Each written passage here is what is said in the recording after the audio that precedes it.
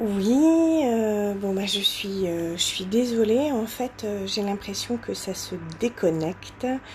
Et je ne sais pas si en fait j'ai l'impression que évidemment tout le monde est parti. Donc c'est pas grave, je vais quand même essayer de vous reparler un petit peu de la peur.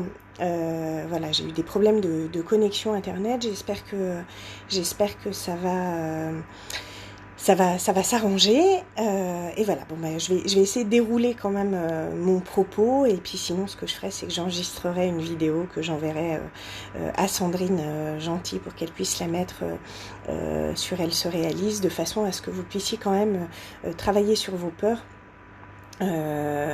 Et que vous puissiez les appréhender avec douceur. Donc ce que je disais tout à l'heure, en fait, c'est que la peur est une émotion normale de l'organisme, au même titre que la joie, que la tristesse, que son rôle, en fait, est de nous protéger en plaçant notre corps en alerte lors de la réception, en fait, d'un stimulus extérieur, lorsqu'il y a un bruit ou une image qui nous apparaît, et que sur le plan physiologique, en fait, la peur correspondait à une forte libération d'adrénaline qui avait pour conséquence une augmentation de la tension artérielle et du pouls.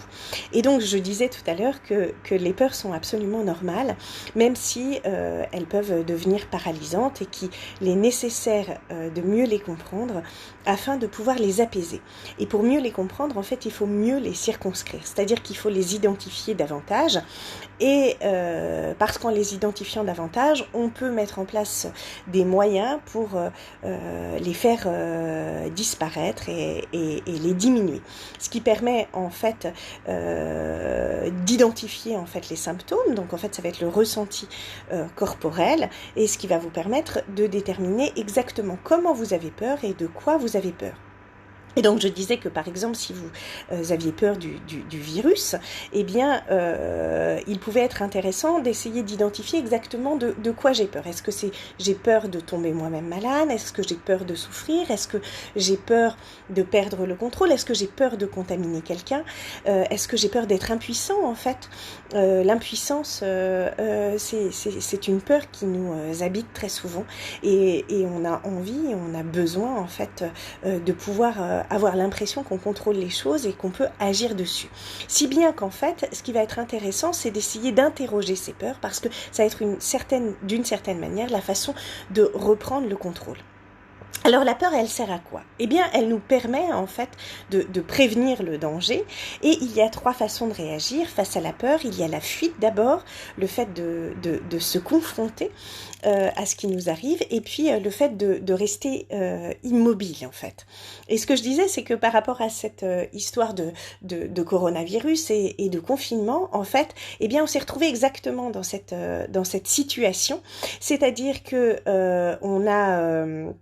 on a réagi de trois manières différentes. Enfin, c'est pas nous directement, hein, c'est plutôt le gouvernement qui a mis en place des réactions. Mais tout d'abord, qui a été une réaction de fuite, hein, de repli, ensuite d'immobilité dans le confinement. Et aujourd'hui, on nous propose de nous confronter à ce que ça génère, et c'est pas forcément facile. Alors, pourquoi est-ce que nous avons peur de façon générale? En fait, la peur, elle vient de quelque chose qui et de l'ordre de l'angoisse. On dit que l'angoisse, enfin d'abord elle est physiologique puisque c'est une émotion, mais surtout l'angoisse, en fait, je dirais qu'elle est existentielle. C'est-à-dire que nous arrivons au monde quand nous sommes dans le ventre de maman, eh bien nous sommes deux, nous fusionnons, et puis nous allons sortir. Et l'angoisse fondamentale, c'est cette angoisse de séparation que nous appréhendons particulièrement vers l'âge de 8-9 mois, et avec laquelle nous avons beaucoup de mal par la suite, puisque nous cherchons toujours à refusionner. Et en même temps, c'est une bonne chose parce que ça nous permet d'aller vers l'amour et vers la rencontre de l'autre. N'empêche que cette idée d'être séparés, de ne pas continuer fusionner, à fusionner, et puis aussi d'être seul face à l'existence, parce que nous sommes profondément seuls, de manière existentielle, je veux dire, hein, pas évidemment nous pouvons être entourés de gens, mais face à notre propre existence, nous sommes seuls, et bien ça peut générer de l'angoisse, et donc ça va se situer sur des objets particuliers qui vont nous générer de la peur. Alors comment est-ce qu'on va faire face à ça? Eh bien tout d'abord, pour circonscrire nos peurs, il va falloir les noter. Donc ce que je vous proposerais de faire dans les jours peut-être qui viennent, c'est de changer votre regard sur vos peurs, de leur tendre la main, de les accueillir d'une certaine manière, de composer avec elles, avec douceur. Et pour ça, eh bien, il va falloir apprendre à les connaître. Donc, ce que je vous propose, c'est de noter sur un papier toutes les peurs que vous éprouvez. Et pour chacune, en fait, de noter le contexte, l'environnement précis, particulier dans lequel se manifestent ces peurs. En fait, quand est-ce que vos peurs surviennent? Est-ce que c'est le soir? Est-ce que c'est dans la journée? Est-ce que c'est parce que quelqu'un vous dit quelque chose de particulier? Comment est-ce que cette peur se manifeste? Qu'est-ce qu'elle provoque physiquement, émotionnellement, psychologiquement? Comment est-ce qu'elle s'active? Quelles sont les pensées qui sont générées? Ça peut être qu'est-ce qui va arriver, tu vas perdre, tout cela n'est pas ok, moi-même je suis pas ok, etc., etc. Et puis d'essayer aussi de définir à quelle fréquence votre peur se manifeste. Est-ce qu'elle s'exprime chaque jour? Est-ce qu'elle s'exprime une fois par semaine? Est-ce qu'elle s'exprime au contact de quelqu'un? Est-ce que vous attrapez les peurs de quelqu'un d'autre?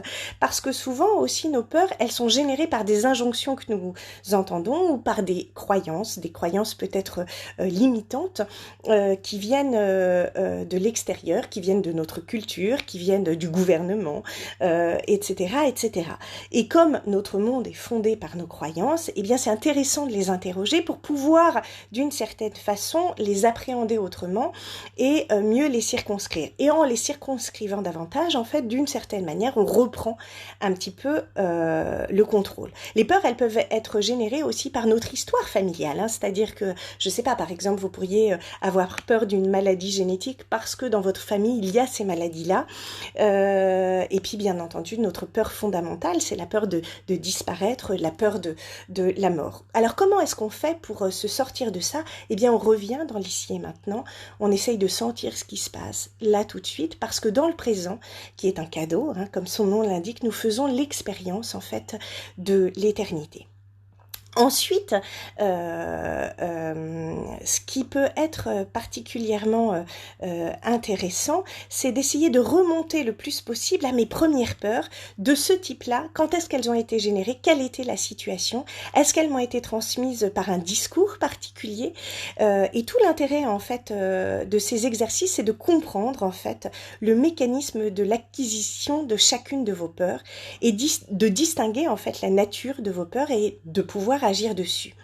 Ensuite, j'aimerais vous inviter, et ça c'est très intéressant, de vous poser la question, mais pour cela je vous conseille de prendre un temps vraiment méditatif en fait, de vous recentrer sur vous, comme si vous pouviez être dans votre jardin intérieur, d'essayer de vous sentir complètement et de respirer, d'imaginer que vous descendez un escalier à l'intérieur de vous, et une fois que vous faites cela, eh bien essayez de vous poser la question, qu'est-ce qui me fait le plus peur? Mais absolument le plus peur. De quoi j'ai absolument le plus peur dans ma vie. Pourquoi je vous propose de faire cela? Eh bien parce qu'à cet endroit-là, de ce qui vous fait le plus peur, eh bien c'est à cet endroit où se trouve votre plus grande ressource. C'est à cet endroit que se trouve, j'ai presque envie de dire, votre mission de vie. Ce qui vous fait le plus peur, c'est ce vers quoi, en fait, vous avez le plus de capacité à tendre. En général, ce qui nous fait le plus peur, c'est ce que nous désirons le plus. Et alors évidemment, c'est à interroger alors ça peut être l'amour, ça peut être de monter sur une scène, ça peut être de parler en public, et interrogez-vous là-dessus, et ensuite, lorsque vous allez visiter vos ombres, vous allez visiter votre lumière.